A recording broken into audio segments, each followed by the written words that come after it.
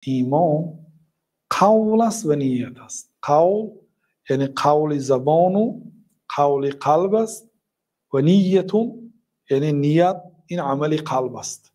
یعنی هم با دلت ایمان بیاری هم با زبانت و فعلون و این چنین فعل است. یعنی ایمان از چی عبارت است؟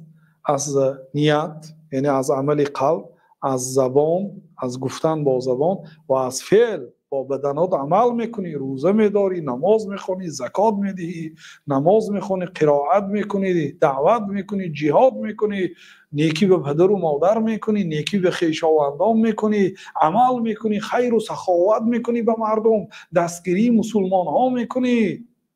این فعل اینم از ایمان است. و فعل علی قول النبی مصرح، بنابر قول صریح پیغمبر صلی الله علیه و سلم.